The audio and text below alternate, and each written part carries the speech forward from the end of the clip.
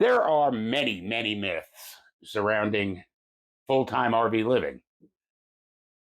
And we're going to talk about 5 of them today and why they're myths. And if you stick around till the end of the video, I have a bonus myth that I'm going to give you.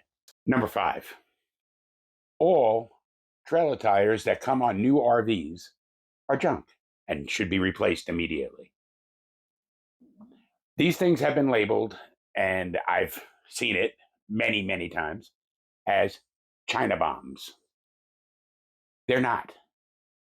If you live in the United States and you are buying any vehicle, the parts and the vehicle itself have to meet the standards of the Federal Department of Transportation. Now, am I going to say that these tires that come on these RVs are the top of the line? No, they're not. They're probably, for the most part, the bottom of the line. But they still meet those specifications. What I've seen in the past, and pretty much widespread, is that the problem with these tires, or any tires, is that they're not being properly maintained. One of the things you need to look at is the load capacity of your RV. That load capacity is applicable to your springs, to your tires, to the actual frame of the RV. You cannot exceed that load capacity. Also, you need to keep an eye on your tires, just like you would do on your car. If they look like they're wearing, or they're wearing unevenly, or the tread is getting thin, replace them. Know the speed limit on your tires. All tires are rated for different speeds.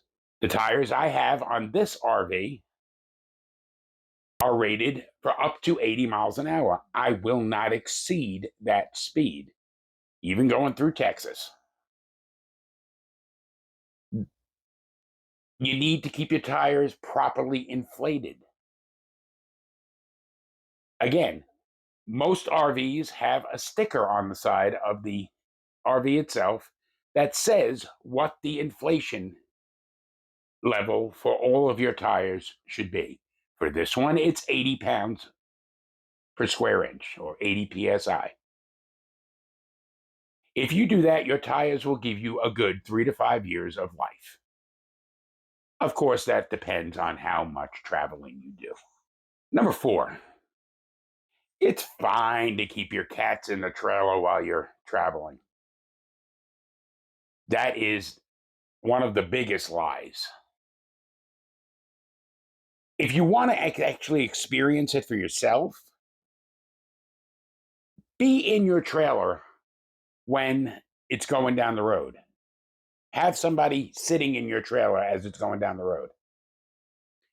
It's essentially an earthquake going on in here, which is why you need to secure your plates. You need to secure what's in your refrigerator so that it doesn't fall out onto the floor. We've come into this RV and seen our refrigerator door flying wide open. Half of the stuff in it was on the floor. It is not safe for anyone or any animal to be in the RV when it's going down the road.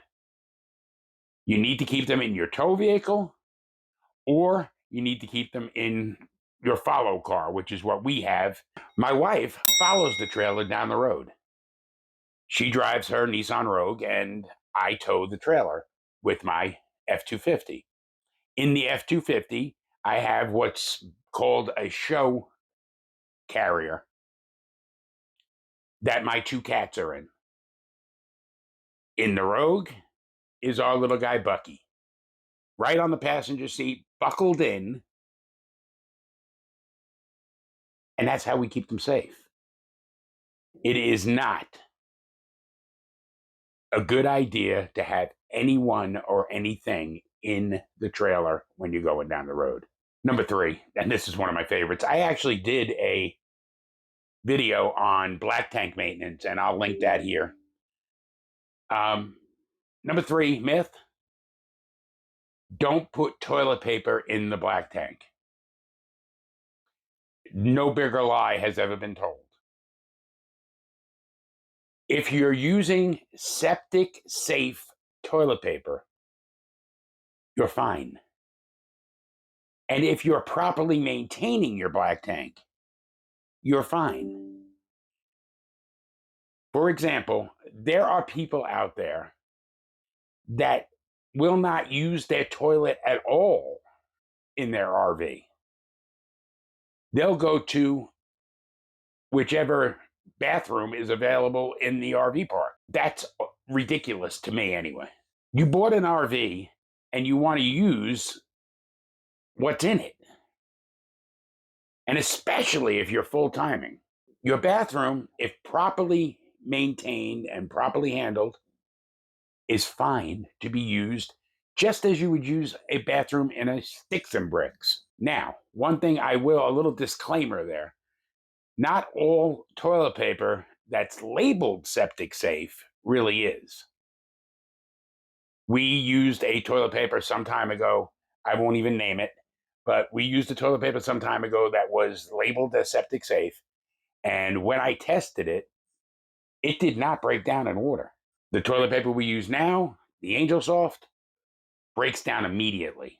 As long as you're using a truly septic safe toilet paper, there's no reason you can't use your toilet just like you would in a house. Number two, never ride with your propane tanks open. Again, there's going to be a disclaimer involved here. There is absolutely no problem with driving down the road with your propane tanks open, especially if you've got a refrigerator that's dual power and uses 120 and propane. We don't have that now. We had that in our previous trailer. Our current refrigerator is 120 or 12 volt. So it runs off the battery when we're on the road. But leaving the propane tanks open is not a danger or any problem. What you do need to make sure of is that if you have a gas heater or a gas water heater, that they are turned off when you're on the road. If you pull into a gas station to gas up and your water heater fires up or your heater fires up, you could cause an explosion. So yeah, with that disclaimer, there is no problem driving down the road with your propane tanks open. Number one, and this is kind of one of my favorites. This is one of those myths that kind of makes me laugh a little.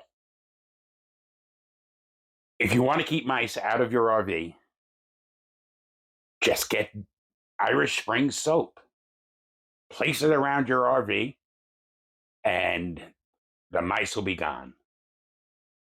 Absolutely false. Not only does it not work, but the mice eat it. Right.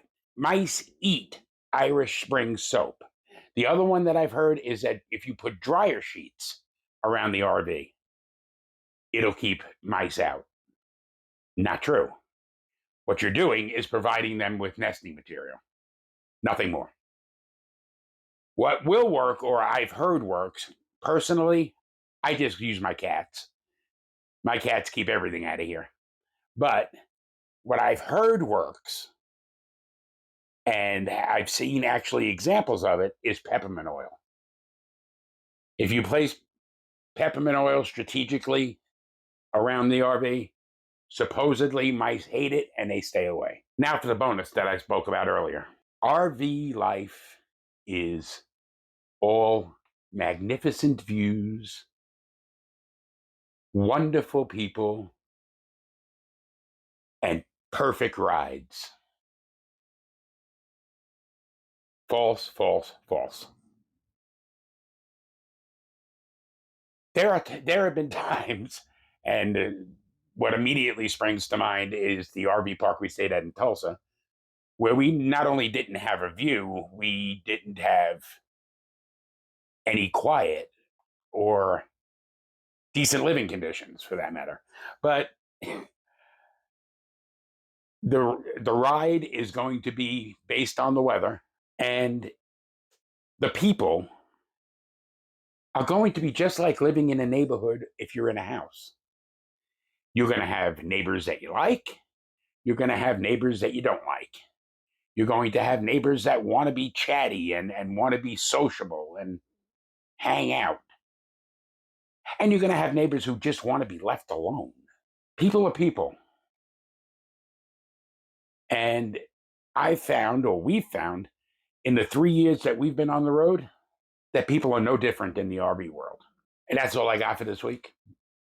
I hope you're having a good time wherever you're camping. And until next time, safe travels.